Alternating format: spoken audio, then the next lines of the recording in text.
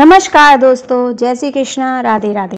यह कहानी भगवान श्री राम के अयोध्या वापस आने के बाद की है। अयोध्या वापस आने के बाद एक मज़ेदार कथा है जिसे आप पूरा सुने बगैर रह नहीं पाओगे। इसमें बहुत मज़ा आने वाला है, तो चलिए अब शुरू करते हैं। जब राम जी रावण का वध करके वापस आए तो अयोध्या में खूब जश्न मनाया था। तभी राजा जनक जी ने एक पत्र लिखा, हे प्रभु श्री राम, 14 वर्ष बाद आप वन से आए हो। आप में तो जनकपुर के प्राण ही हैं, परंतु हमारी जो लाली है वह तो हमारी प्राण है। समस्त जनकपुर वासी आप दोनों युगलों को कुछ दिन के लिए जनकपुर बुला रहे हैं। आप कुछ दिन बाद यहाँ आराम करने आओ। और हाँ, आप अकेले नहीं आना, आप अपने तीनों भाइयों को और तीनों लाली को और अपनी समस्त सेना, हनुमान, जामवंत सभी को लेकर आओ। हमें कुछ दिन सेवा करने का अवसर प्रदान करें। इतना लिखा, फिर अपने एक दूत से अयोध्या पहुंचाया। उस समय श्री राम जी सभा में बैठे थे। जैसे ही राजा जनक का पत्र आया, श्री राम जी बोले, प्रिय हनुमान, इस पत्र को पढ़कर सुनाओ, क्या लिखकर भेजा है हमारे ससुर जी ने। फिर हनुमान जी ने पत्र पढ़कर सुनाया, हे प्रभु श्री राम, आपको और पूरी सेना को, तीनों मैया को और तीनों भैयाओं को महाराज जनक जी अपने यहाँ बुला रहे हैं। बोले, आकर कुछ दिन आराम करो यहाँ पर। यह सुनकर सभी बंदर उछलने लगे, सभी आपस में बातें करने लगे, जय हो राजा जनक की, अब हम सब जाएंगे, बढ़िया आराम करेंगे और खूब अपने परिवार की सेवा कराएंगे। बहुत युद्ध करके आए थे रावण की सेना से, बढ़िया मालपुआ खाने को मिलेगा। राम जी की बारात में तो हम नहीं जा पाए, लेकिन बारात की चर्चा हमने सुनी थी। सारे बानर बहुत खुश हो गए। बानरों की उत्सुकता देखकर राम जी बोले, शांत हो जाओ सभी। अब हमारा निर्णय यह है कि जनकपुर हमारी ससुराल है और कहीं भी नाक कट जाए चलता है, लेकिन ससुराल में नाक ऊंची रहनी चाहिए। इन सभी बातों का ध्यान रखते हुए हमने सोचा है कि हम जाएंगे, भरत, लक्ष्मण, शत्रुघ्न सभी जाएंगे, चारों बहुएं जाएंगी, कुछ वरिष्ठ लोग जैसे जामवंत जी, हनुमान जी और अंगद भी जाएंगे। बाकी सभी बानरों से निवेदन है कि आप सभी यहीं सरयू नदी के तट पर रहो, यहीं खेलो, आप लोग नहीं चलो। यह सुन बानर सभी उदास हो गए। बोले, क्यों, हम क्यों नहीं चले? आप लोगों का स्वभाव ऐसा ही है, किसी से भी छीन कर खा जाते हो, कहीं पर भी मलमूत्र त्याग देते हो, कहीं भी उछल कूद करते हो, डाले तोड़ देते हो, वन उजाड़ देते हो। जनकपुर हमारी ससुराल है। अगर हमारे सामने किसी ने यह कह दिया कि देखो वो बानरों ने यह उजाड़ दिया, बोलेंगे बानर किसके हैं? सभी कहेंगे राम जी के। हमें तो फिर बहुत बुरा लगेगा, लेकिन आप लोगों का यही स्वभाव है। और यहाँ अयोध्या में कितना भी करो, यहाँ तो अपने ही लोग हैं, सुधार भी लेंगे तो ससुराल है तो वहाँ संकोच लगेगा। बानर सभी नीचे मुँह करके बैठ गए। राम जी तो अपनी घोषणा करके चले गए। जामवंत और हनुमान जी बोले, क्यों भाई, क्या हो गया? आप लोग इतने उदास क्यों हो गए? बानर बोले, जब रावण से मरवाना था तो हमको ले गए, और जहाँ फल फूल मिलेंगे, मेवा मिलेगा, खाने को मिलेगा, भरपूर सेवा होगी, तो हमें छोड़कर जा रहे हैं, इसलिए हम सभी उदास हैं। हमें भी जाने की बहुत इच्छा है। जामवंत जी ने हनुमान जी से कहा, आप जाकर निवेदन करो। अरे हम कुछ नहीं कहेंगे,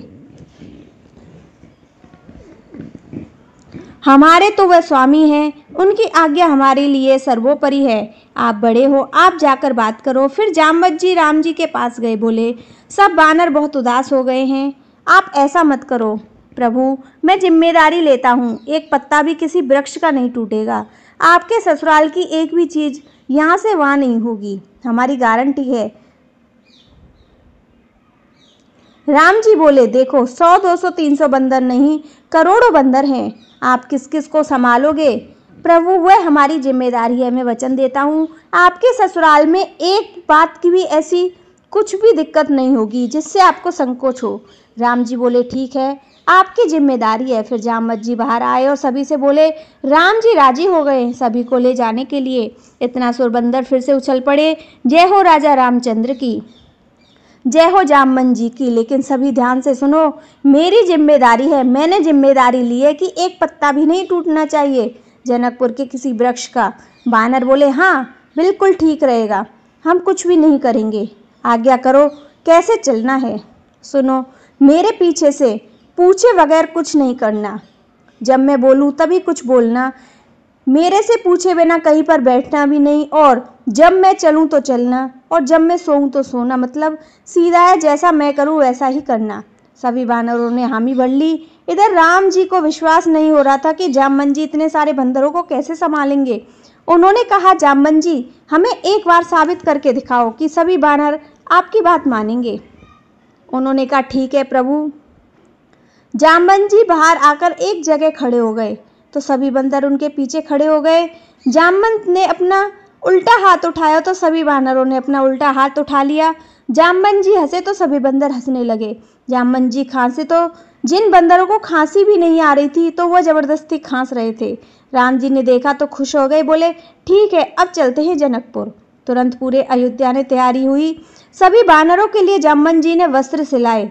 सभी को एक जैसे वस्त्र पहनाकर जैसे ही उन्हें लाकर दिया, सभी बड़े प्रसन्न। सभी ने नकल कर झट से कपड़े पहन लिए और अगले दिन सभी चल पड़े जनकपुर की ओर।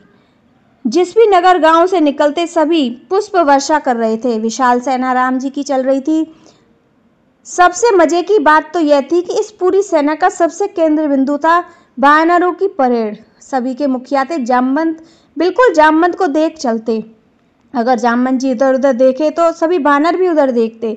जैसे ही जनकपुर की धरा में प्रवेश किया, दूर से ही समझ आने लगा कि प्रभु श्री राम जी आ रहे हैं। सारी तैयारियां तो पहले से ही थी।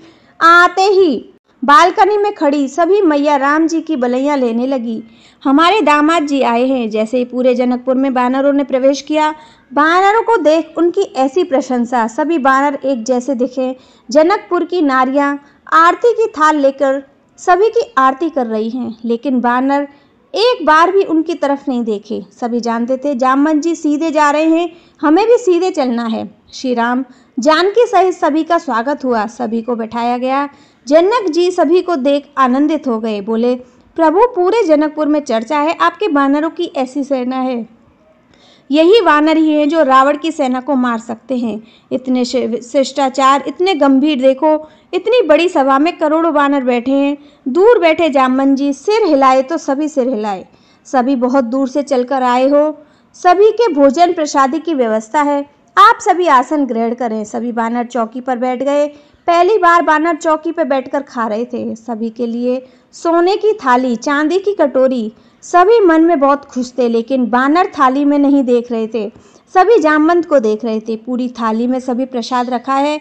फलों की एक थाली अलग रखी थी। दूर खड़े सभी लोग देखें वानरों के आगे कितने स्वादिष्ट भोजन रखे हैं, लेकिन वानर हैं कि थाली में ही नहीं देख रहे। सभी आपस में बतिया रहे थे। इसके बाद जामवंत ने जल लिया और थाली में फेर कर बोले, अन्य पूर्ण सदा पूर्ण। सभी वानरों ने वैसा ही किया। जामवंत जी थाली के आगे हाथ जोड़े। सभी वानरों ने हाथ जोड़ लिया। सभी कुछ राजा जनक देख रहे थे। बोले, राम जी मान गए, क्या अद्भुत सेना है। राम जी भी हल्की मुस्कान किए और धीरे धीरे भोजन कर रहे थे। बोले, लाज बची रहे। जितनी देर है सभी प्रसाद पा रहे हैं। जैसे जामवंत खा रहे हैं वैसे ही वानर खा रहे हैं। जितनी दाल जामवंत जी डालते उतनी ही दाल सभी वानर डालते। सभी देखकर आनंद ले रहे थे। थोड़ी देर बाद जामवंत जी की नज़र पड़ी आम पर। जामवंत जी ने जैसे ही आम उठाया, सभी वानरों ने आम उठा लिया। अब जामवंत जी ने आम को थोड़ा दबाया, देखना चाहा कितना पका आम है। उसने जोर लगाते ही आम की गुठली निकलकर उछल गई। अब सभी बंदर आम दबाए पड़े हैं, पूरी जोर लगाकर दबा रहे हैं। आम की गुठली उछलनी चाहिए क्योंकि जामवंत जी की गुठली उछली है। जब सभी ने अपना अपना जोर लगाया तो सभी की गुठली उछली। इधर जामवंत जी सोचे, इन हाथों से मेघनाद नहीं निकल पाया, इन हाथों से रावण नहीं निकल पाया, एक छोटी सी गुठली निकलकर भाग गई। अब जामवंत जैसे ही उठे गुठली उठाने को, वानरों ने सोचा हमें भी ऐसे ही उठानी है। सभी एक दूसरे को झपट्टा मारे, कहीं कड़ी उछाल रहे हैं, कहीं टेबल के नीचे से गुठली ढूंढ रहे हैं, बैच इधर उधर कर रहे हैं। जनकपुर की जो सभा स्वर्ण मंडित थी, चांदी से मंडित थी, आज इन वानरों के कारण खीर सब्जी पूरी से मंडित हो गई है। कड़ी सब्जी उछाल उछाल कर पूरी सभा का लेपन कर दिया। यह सब देख राम जी नीचे मुंह किए बैठ गए। सभी वानरों को खुली छूट मिल गई। एक दूसरे की थाली से लेकर भागे। 2-4 बानर तो जनक जी की थाली से लेकर भाग गए। जनक जी यह सब देखते ही रह गए। फिर जनक जी ने राम जी की ओर देखा। जनक जी समझ गए कि पूरी तैयारी थी, सीधे सीधे चलना है, सीधे सीधे खाना है। नहीं वानर अपना स्वभाव कैसे छोड़ें। जनक जी ने राम जी को देखा और जाकर उन्हें गले लगाया। बोले, हम बिल्कुल अप्रसन्न नहीं हैं। हमें बहुत अच्छा लगा कि आज जनकपुर में इतने दिनों बाद ऐसा आनंद हुआ। इतना सुन राम जी को थोड़ी शांति मिली। उन्होंने तिरछी नज़र से जामन जी को देखा और अभी भी हाथ में आम की गुठली लिए खड़े थे। गुठली फेंककर हाथ जोड़ लिया। राम जी ने हल्की स्माइल दी और जामन जी समझ गए कि आज बच गए और विचार किया, अब आगे ऐसा कभी नहीं करूँगा। जिनकी सेना वही सवाल है। इतनी विशाल सेना को उनके अलावा और कौन संभाल सकता है। यह है एक मज़ेदार कहानी। आपको कैसी लगी? सुनने में आनंद आया कि नहीं? अगर हमारी कहानी अच्छी लगी हो तो प्रेम से प्रभु श्री राम की जय जरूर लिखना। तो दोस्तों, जय श्री कृष्णा, राधे राधे।